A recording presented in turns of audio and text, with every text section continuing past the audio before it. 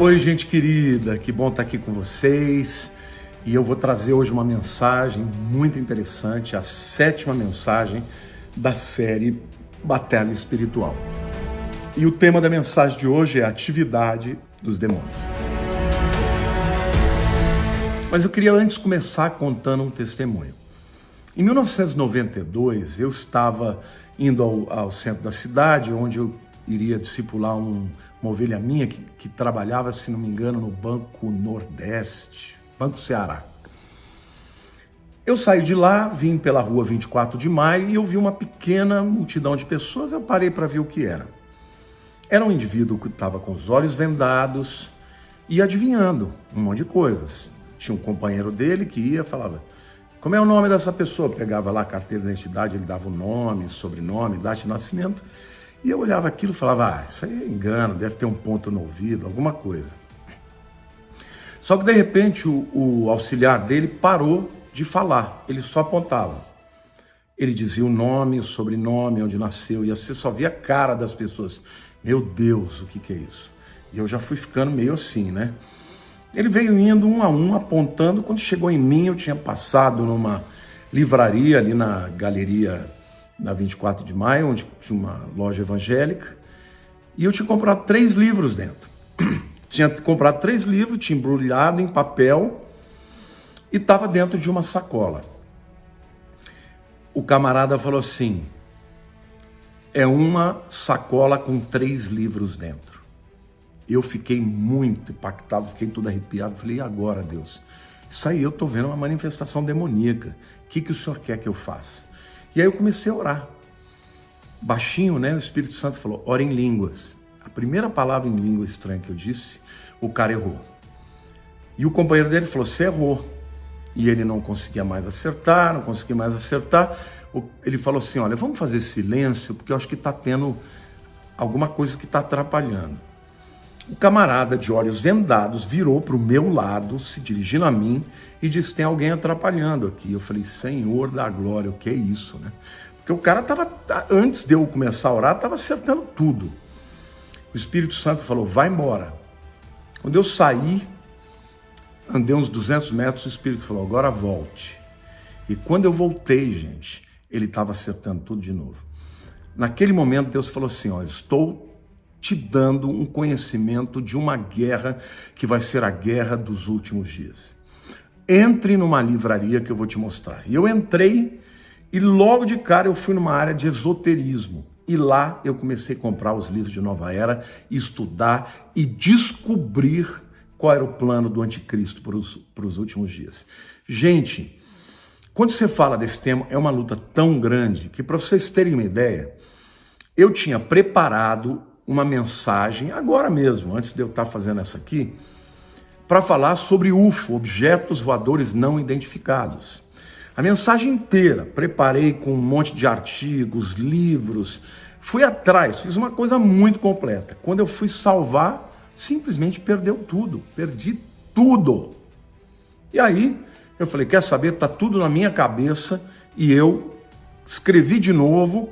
Não, obviamente não fui pegar todos os nomes de jornais e de livros, mas eu fiz o teste, eu gravei a mensagem a respeito de UFOs e objetos voadores não identificados. Então, a verdade é que a batalha espiritual é real, ela existe. Talvez você ache que não é verdade e por isso enfrenta tantas guerras. Hoje eu quero falar especificamente das atividades dos demônios, dos anjos caídos, para que você possa reconhecer e descobrir quando é que você estiver passando por uma batalha espiritual. Em primeiro lugar, eles se opõem aos propósitos de Deus. Lá no livro de Daniel, no capítulo 10, a gente sabe que Daniel estava em jejum. Estavam acabando os 70 anos do cativeiro, que Jeremias havia dito. E ele então vai buscar Deus para que Deus responda para ele quando Israel ia ser liberto. E ele está jejuando e orando, e ele fica 21 dias, queridos. E no 21º dia, ele já estava desfalecido, e vem o anjo Gabriel e toca na vida dele, né? Sacode, né? E pôs ele de joelhos e as palmas das mãos e pega e diz: Daniel, homem muito amado, está atento às palavras que eu vou dizer. Levanta-te sobre os pés, pois eis que te sou enviado. A falar ele contigo esta palavra, eu me pus em pé tremendo. Então me disse: não temas, Daniel, porque desde o dia em que aplicaste o coração a compreender e a humilhar-te perante o teu Deus, foram ouvidas as tuas palavras, e por causa das tuas palavras é que eu vim. Mas o príncipe do reino da Pérsia me resistiu por 21 dias. Porém, Miguel, um dos primeiros príncipes, veio para ajudar-me e eu obtive vitória sobre os reis da Pérsia. Agora vim para fazer-te entender o que há de suceder ao teu povo nos últimos dias, porque a visão se refere a dias ainda distantes. Daniel estava orando, o anjo Gabriel saiu para trazer a resposta e o principado da Pérsia o resistiu. Então, a primeira atividade desses demônios é tentar atrapalhar os planos de Deus, se opor aos planos de Deus. Quando Deus tem um plano para a tua vida, pode saber que ele vai tentar impedir. Isso significa que quando Deus te chama, muitas vezes as coisas não vão acontecer imediatamente. Tem gente que pensa: olha, não está dando certo, eu acho que não é da vontade de Deus. Ao contrário, se você tem uma convicção, se aquilo é de acordo com a vontade de Deus e não está dando certo, a maior prova de que aquilo é de Deus é que os demônios vão se opor. Se você tivesse no engano, eles não iam se opor, eles iam incentivar. Então, a primeira atividade dos demônios é oposição. Eu não contei aqui, eu estava preparando um estudo para falar sobre UFOs e simplesmente sumiu, gente. Aliás, as 2 lives que eu fiz sobre batalha espiritual eu não consegui salvar. Então, a gente tem que estar esperto e estar ciente desta batalha, porque eles vão fazer oposição ao propósito de Deus. A segunda atividade deles é executar o programa de Satanás. Se eles são contra o programa de Deus, eles são a favor do programa de Satanás.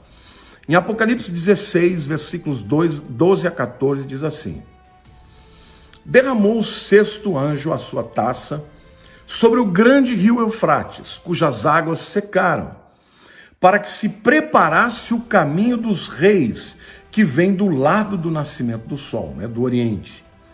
Então vi sair da boca do dragão, Satanás, da boca da besta, o anticristo, e da boca do falso profeta, 3 espíritos imundos, semelhantes a rãs, porque eles são espíritos de demônios, operadores de sinais, e se dirigem aos reis do mundo inteiro, com o fim de ajuntá-los para a peleja do grande dia do Deus Todo-Poderoso. Ou seja, todo mundo sabe da batalha do Armagedon, sabe que Israel vai ser rodeado por exércitos do mundo inteiro, mas especificamente lá do Oriente. Mas o que as pessoas muitas vezes não sabem é que quem vai incitá-las, quem vai reunir esses exércitos, que vai chegar nos presidentes das nações, dos líderes das nações, e dizer: vão lá e destruam Israel, são 3 demônios, 3 espíritos malignos que saíram da boca de Satanás, da boca do anticristo e do falso profeta. Quem liberará esses demônios são estes 3 enviados, Satanás, o anticristo e o falso profeta. Mas estes demônios vêm para cumprir a agenda e o propósito do diabo. Em terceiro lugar, eles disseminam falsas doutrinas. Por que eu quero dizer isso, gente? Porque a verdade liberta, a mentira aprisiona. A verdade vem de Deus, a mentira vem do pai da mentira, que é o diabo. A verdade é o instrumento de Deus para curar, para salvar, para libertar, para trazer alegria, para trazer esperança.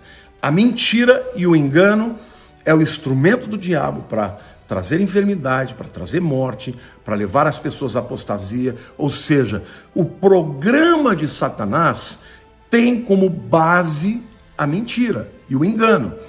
Por isso que em 1 Timóteo, capítulo 4, versículo 1, Paulo diz: ora, o Espírito afirma expressamente, categoricamente, de maneira muito forte, muito direta. Para quê? Para que você saiba o quê? Que nos últimos tempos alguns apostatarão da fé por obedecerem a espíritos enganadores e a ensinos de demônios. Ou seja, gente, o diabo vem para roubar, matar e destruir. Como é que ele pode, mais do que matar uma pessoa? Ele pode até pôr uma enfermidade que gere a morte física, mas isso não é o suficiente. Ele não quer só matar as pessoas, ele quer matá-las espiritualmente. E para que isso aconteça, ele quer levar todo mundo à apostasia. Como ele faz? Trazendo ensinos mentirosos, doutrinas de demônios, princípios enganadores. Hoje nós estamos vivendo num tempo de muitas filosofias inspiradas por demônios. São chamados filósofos, homens cultos, sábios, mas na verdade são todos homens cuja doutrina desmente a Bíblia. Diz que a Bíblia está mentirosa, que a Bíblia não é verdade, que a Bíblia não é o correto. Então, gente, se o objetivo dele é ir contra a verdade, ele vai trazer mentiras. Então, todas essas doutrinas e filosofias contra Deus, né, que são céticas, racionalismo, empiricismo, né, positivismo, que mais? Pós-modernismo, não é isso? Todas essas doutrinas filosóficas que são contra a Bíblia são inspiradas por demônios. Então, esta é a pauta deles e é a atividade deles. Então, quando você começa a ter dúvidas, quando você começa a ter dúvidas da palavra de Deus, começa a ter sentimentos de frieza, cuidado, isso são ensinos de demônios, são mentiras que você ouviu e que de alguma maneira aqueceram o teu coração e que começaram a fazer sentido para você, porque você já está debaixo destas doutrinas de demônios. Em quarto lugar, a atividade deles é de afligir os seres humanos, tá? Eles causam, gente, loucura, insanidade mental. Lá em Mateus 8:28, a Bíblia diz assim: tendo ele chegado à outra margem, é Jesus chegando lá entre os gadarenos, né? A terra dos gadarenos, vieram-lhe ao encontro 2 endemoniados, saindo dentre os sepulcros, e a tal ponto furiosos que ninguém podia passar por aquele caminho. Aqueles 2 homens endemoniados, eles viviam nus, acorrentados, se feriam e feriam todo mundo.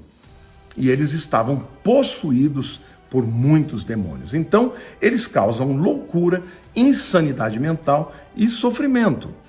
Mateus 17, versículo 5 diz assim: uma pessoa chegou para Jesus e disse: Senhor, compadece-te de meu filho, porque é lunático, é maluco, é pato, é louco, e sofre muito, porque muitas vezes cai no fogo e outras muitas na água.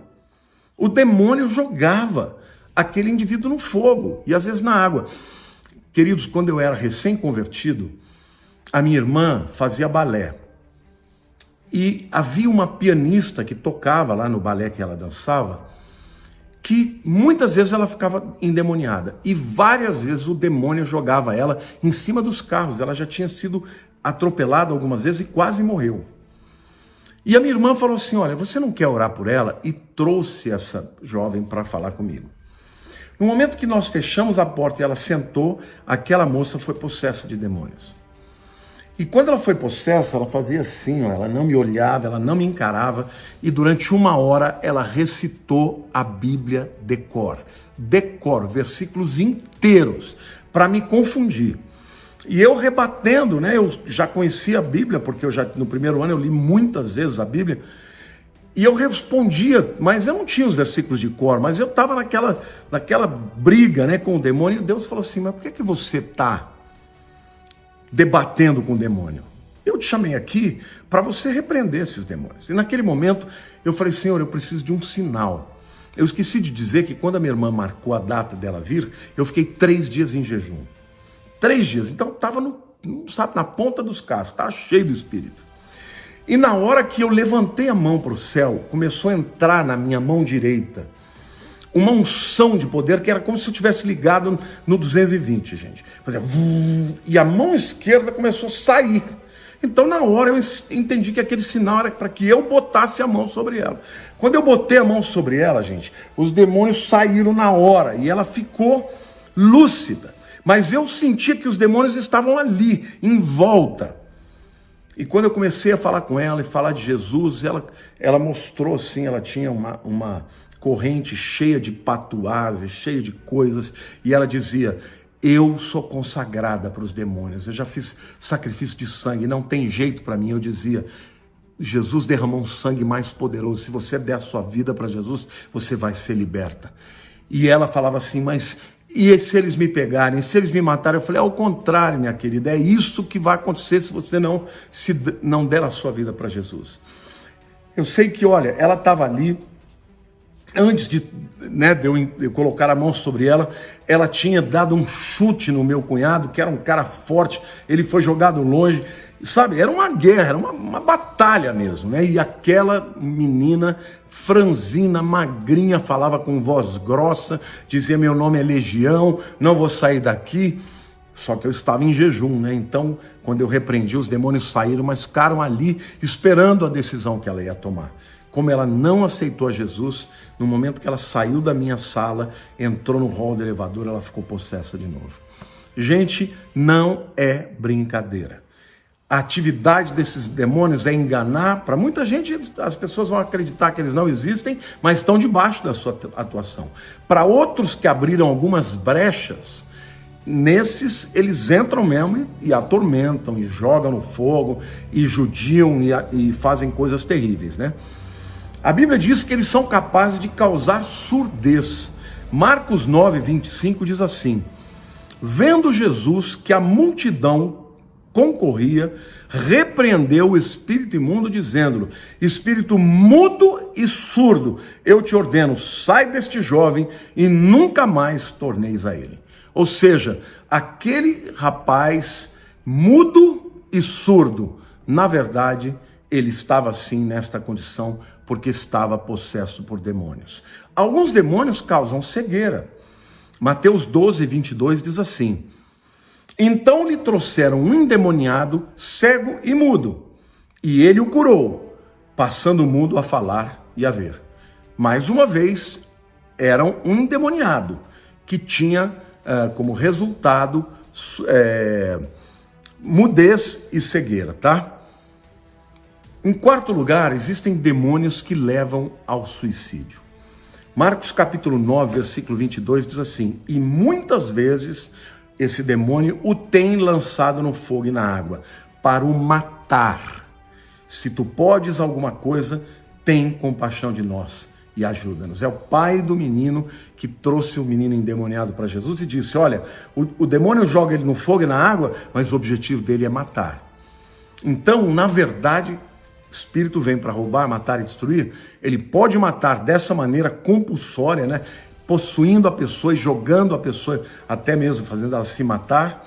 Mas ele pode também atuar na mente, nas emoções, a ponto da pessoa não acreditar que existe mais respostas para a vida e ter o desejo de tirar a própria vida. Eu não tenho dúvida que a depressão é uma doença física, química, que pode gerar ao suicídio, mas eu não tenho dúvida também que existe um demônio por trás que instiga a pessoa a levar a cabo esse intento.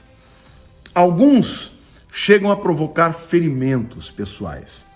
Marcos 9:18 diz assim: e este, onde quer que o apanha, lança-o por terra, e ele espuma, rilha os dentes e vai definhando. Roguei aos teus discípulos que eles o expelissem, e eles não puderam.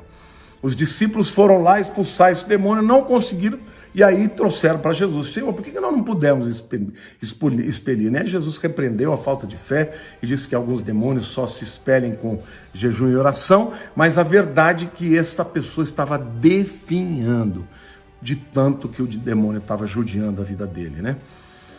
Em sexto lugar, alguns provocam defeitos físicos. Lucas 13:11 diz assim: e veio ali uma mulher, possessa de um espírito de enfermidade, que havia 18 anos andava ela encurvada, sem de modo algum poder endireitar-se. Ou seja, hoje, se alguém olhasse para ela, ia dizer, não, ela tem um problema na coluna. Mas quem que tinha colocado aquele problema? Não era nascimento, não era congênito, não, ela ficou assim, há 18 anos ela estava assim, mas foi um demônio que fez com que ela tivesse, né, vamos dizer assim, esse defeito físico. Também eles podem entrar nas pessoas, né? Na Bíblia há muitos exemplos de pessoas possuídas por demônios. Saul, o primeiro rei de Israel, né? Quando começou a desobedecer a Deus, Deus retirou dele o espírito, aí quem entrava eram os demônios. E Davi precisava tocar harpa, porque a adoração repreende os demônios, né? Muitos endemoniados que Jesus libertou também eram possuídos por demônios. O endemoniado lá de Cafarnaum, né? Marcos 1, 23 a 25 diz assim: não tardou que aparecesse na sinagoga um homem possesso de espírito imundo, o qual bradou: que temos nós contigo, Jesus Nazareno? Vieste para perder-nos? Bem sei quem és, o Santo de Deus. Mas Jesus o repreendeu, dizendo: cala-te e sai deste homem. Muito provavelmente era muito mais do que um demônio, né? Porque ele fala ali no plural. Ele reconhece que Jesus era o Filho de Deus. E ele grita, não queria que Jesus o expulsasse, e Jesus o expulsa. O endemoniado gadareno, que nós falamos lá em Mateus capítulo 8, versículo 32, Maria Madalena, gente, lá em Marcos 16, 9, diz: havendo ele ressuscitado de manhã cedo, Jesus, né? No primeiro dia da semana, apareceu primeiro a Maria Madalena, da qual expelira 7 demônios. Que coisa linda! A primeira pessoa para quem Jesus se revelou ressuscitado foi para uma mulher de quem ele expulsou os demônios, né? Tem uns casos também no livro de Atos. Elimas, lá em Atos capítulo 13, versículos 8 a 11, diz assim: mas opunha-se a ele Elimas, né, a Paulo, o mágico, porque assim se interpreta o seu nome, procurando afastar da fé o procônsul. Todavia Saulo, também chamado Paulo, cheio do Espírito Santo, fixando os olhos nele, disse: ó filho do diabo, cheio de todo engano e de toda malícia, inimigo de toda justiça, não cessarás de perverter os retos caminhos do Senhor? Pois agora, eis aí está sobre ti a mão do Senhor, e ficarás cego, não vendo o sol por algum tempo. No mesmo instante caiu sobre ele névoa e escuridade, e andando à roda procurava quem o guiasse pela mão. O demônio dava para ele um espírito de encantamento, de adivinhação, e quando Paulo o expulsou dele, ele simplesmente perdeu o poder e ainda ficou cego, né? Por vezes, queridos, eles executam a vontade de Deus, tá? É raro, mas acontece nas Escrituras. Como assim, pastor? Bom, eu vou ler para vocês lá em Juízes, capítulo 9, versículos 23 a 25, diz assim: suscitou Deus um espírito de aversão entre Abimeleque e os cidadãos de Siquém, e estes houveram aleimosamente contra Abimeleque, para que a vingança da violência praticada contra os 70 filhos de Jerubaal viesse, e o seu sangue caísse sobre Abimeleque, seu irmão, que os matara, e sobre os cidadãos de Siquém, que contribuíram para que ele matasse os seus próprios irmãos. Os cidadãos de Siquém puseram contra eles homens de emboscada sobre os cimos dos montes e sobre aquele que passava pelo caminho junto a eles. Eles os assaltavam, e isto se contou a Abimeleque. Ou seja, Deus quis vingar, né, a morte dos filhos de Jerubaal, que é Gideão. O que ele fez? Ele chamou um demônio e falou: você vai entrar nas pessoas, vai criar um espírito de aversão e você vai vingar a morte dos filhos de Gideão. Então, aquele demônio foi quem provocou aquela ação a mando de Deus. Em segundo lugar, nós temos aqui um caso de um demônio que foi usado para a execução do rei Acabe na batalha. O rei Acabe de Israel, né, o rei mau que se casou com Jezabel. Lá em 1 Reis 22, de 19 a 23 diz assim: Micaías prosseguiu: ouve, pois, a palavra do Senhor. Viu o Senhor assentado no seu trono, e todo o exército do céu estava junto a ele, à sua direita e à sua esquerda. Perguntou o Senhor: quem enganará a Acabe para que suba e caia em Ramote-Gileade? Um dizia desta maneira, e outro e de outra. Então saiu um exército e se apresentou, então saiu um espírito e se apresentou diante do Senhor e disse: eu o enganarei. Perguntou-lhe o Senhor: com que? Respondeu ele: sairei e serei espírito mentiroso na boca de todos os seus profetas. Disse o Senhor: tu enganarás e ainda prevalecerás. Sai e faze-o assim. Eis que o Senhor pôs o espírito mentiroso na boca de todos esses teus profetas, e o Senhor falou o que é mal contra ti. Ou seja, Acabe, ele já estava meio cabreiro, achando que Deus estava de mal com ele, que não estaria mais com ele, e ele queria uma resposta dos profetas se ele deveria ir para a batalha.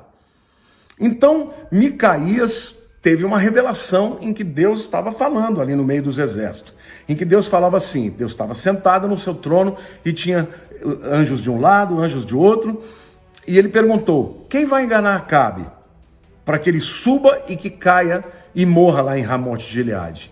Então um dizia uma coisa, outro dizia uma coisa, os anjos conversando entre eles, mas um espírito maligno se apresenta e diz: eu vou fazer isso.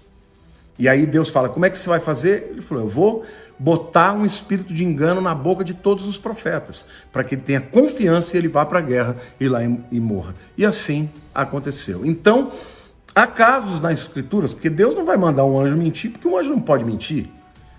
Então, aquele rei Acabe que viveu na mentira, morreu como consequência daquilo que ele viveu. Demônios serão usados para trazer as nações sem Deus contra Israel na batalha do Armagedon. Eu já li para vocês em Apocalipse 16 que diz assim: então vi sair da boca do dragão, da boca da besta e da boca do falso profeta 3 espíritos imundos semelhantes a rãs, porque eles são os espíritos de demônios, operadores de sinais, e se dirigem aos reis do mundo inteiro com o fim de ajuntá-los para a peleja do grande dia do Deus Todo-Poderoso. Eis que venho como vem o ladrão, bem-aventurado aquele que vigia e guarda as suas vestes, para que não ande nu, e não se veja a sua vergonha. Então os ajuntaram no lugar que em hebraico se chama Armagedon. Queridos, quem está por detrás de tudo isso é Deus.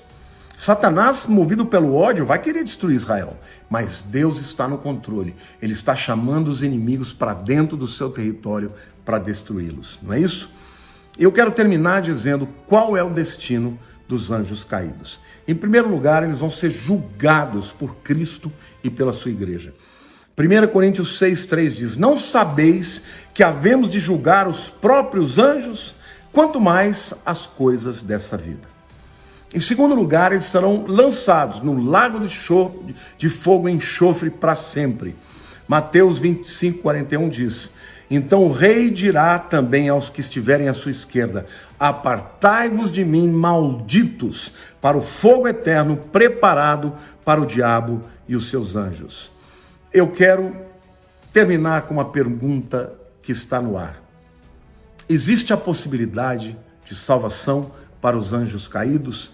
De forma alguma, porque eles viram Deus face a face, porque eles pecaram e não têm um corpo para que Jesus possa redimi-los. Jesus tinha que se tornar um deles para que eles fossem redimidos, mas Jesus jamais se tornaria um demônio para redimir os demônios. Então, queridos, eu termino por aqui dizendo que é muito importante nós entendermos que estamos numa guerra espiritual, mas o Senhor nosso Deus é o mais que vencedor, e se você ficar firme com Ele, você vai ser mais do que vencedor. Que Deus te abençoe, que te dê vitória em todas as suas guerras, em todas as suas lutas, em nome de Jesus. Te amo muito, compartilhe esse vídeo, eu te peço, em nome de Jesus.